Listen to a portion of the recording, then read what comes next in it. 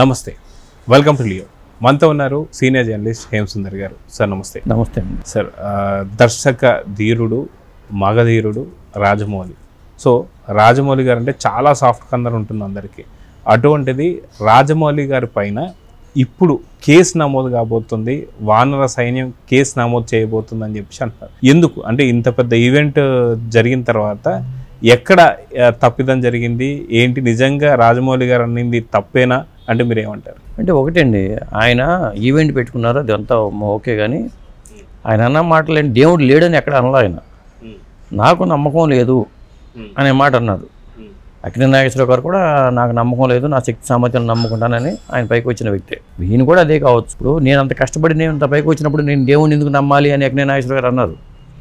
ఇప్పుడు నా కష్టంతో నేను వెదిగాను, నాకు దేవుడు ఎట్లా ఇస్తాడు అనే మాట లాజికల్గా ఆయన అక్కినేని నాగేశ్వరరావు గారు వాడేవాళ్ళు. రాజమౌళి గారు కూడా అదే ఉండొచ్చు, నా క్రియేటివిటీతో నా సక్సెస్ఫుల్లో వెళ్తున్నాను, నా టాలెంట్ని దేవుడికి ఎట్లా ముడి పెడతామనే భావంతో కూడా ఉండొచ్చు ఆయన. అది ఆయన మీద ఆయనకున్న నమ్మకం, ఆయన మీద ఆయనకున్న నమ్మకాన్ని ఆ విధంగా చెప్పారని అనుకోవాల్సి వస్తుంది. అంటే సాధారణంగా ఇప్పుడు వానర సైన్యం ఏదైతే కేసు నమోదు చేయబోతున్నాం అని చెప్పి హెచ్చరిస్తున్నారు కదా, వాస్తవానికి హేతువాదులు అందరిపైన కూడా కేసు నమోదులు చేస్తారా? వాస్తవానికి రాజమౌళి గారు అనింది ఏంటి అంటే, నేను దేవుణ్ణి నమ్మనని చెప్పేసి అన్నాడు, కానీ దేవుణ్ణి ఎక్కడ కూడా దూషించలేదు. లేడని అనలా, నేను నమ్మనలేదు, నేను నమ్మను అనటానికి లేడు అనడానికి తేడా ఉంది. అదే తిట్టలేదు, అదే దూషించలేదు. సో దూషిస్తే ఖచ్చితంగా కేసులు పెట్టవచ్చు, తగిన చర్యలు. అందుకనే పోలీసులు కూడా కేసు నమోదు చేయలే, ఫిర్యాదుని తీసుకున్నారు, అంతవరకే జరిగింది. కానీ ఇప్పటిదాకా అయితే ఈ క్షణం వరకు అయితే కేసు అయితే నమోదు చేయలే. కేసు నమోదు చేయాలంటే దాని ప్రాపర్ ఎవిడెన్సెస్ ఉండాలి, ఆ మాటలను బట్టి వాళ్ళు నమోదు చేయాల్సి వస్తుంది, ఏ సెక్షన్ కింద పెట్టాలి ఏంటి అనేది. మొత్తానికైతే ఒకటైతే నిజమండి, ఇక్కడ ఆ ఈవెంటు దేవుడికి సంబంధించిన సినిమాతోనే చేస్తాడు ఆయన. అక్కడ దైవత్వం మీద నమ్మకం ఉన్నట్టు మొదలుపెట్టినట్టే కదా. ఆయనకి లేకపోవచ్చు, కానీ ఆయన మరి అట్లాంటి కంటెంట్ చేస్తున్నాడంటేనే దాని మీద రీసెర్చ్ వర్క్ చేస్తున్నట్టుగానే భావించాలి కదా. కాబట్టి దీన్ని అసలు కేసు నమోదు చేయకపోవడం బెటర్ రాజమౌళి గారిని. ఎందుకంటే చిన్న చిన్న విషయాలకు కూడా మనకు స్పందించేసి ప్రతిదాన్ని ఇలాంటికన్నా పెద్ద ఇష్యూస్ ఉన్నాయి, దాని మీద ఫోకస్ పెట్టడం బెటర్ అనిపిస్తుంది నాకు. ఆ పెద్ద ఇష్యూల మీద పెట్టుకోవడం బెటర్, కానీ ఇది సినిమా సంబంధించిన అంశము, సినిమా సంబంధించిన ఎక్కడ దూషించలేదు, తిట్టలేదు, కొట్టలేదు. మళ్ళీ మా వెనకాల ఆంజనేయుడు ఉంటాడు, మా ఆవిడ హనుమంతు భక్తుడు అని చెప్పి ఆయన అన్నారు. మా నాన్నగారికి అంత భక్తి ఉంటుందని అన్నారు. నిజంగా చెప్పాలి, వాళ్ళ ఫ్యామిలీలో కూడా భక్తి తత్వం ఎక్కువ. రాజమౌళి గారికి నమ్మకం లేకపోవచ్చు, కానీ ఆ శివశక్తి దత్తా గారు కానీ మరి వాళ్ళంతా ఆ ఫ్యామిలీలో అంతా భక్తి భావంతోనే ఉంటారు వాళ్ళు.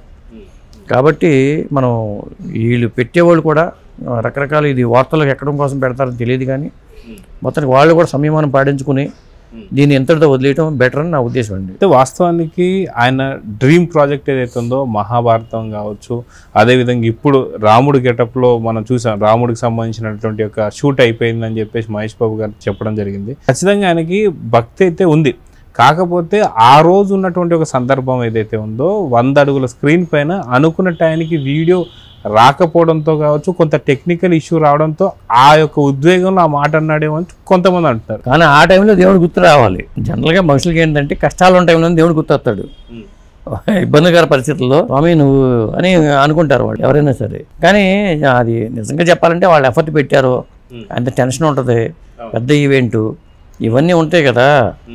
మరి దాన్ని అర్థం చేసుకుని మనం కూడా దాన్ని ఇష్యూ చేయకపోవడం, దాని గురించి మాట్లాడకపోవడం బెటరు.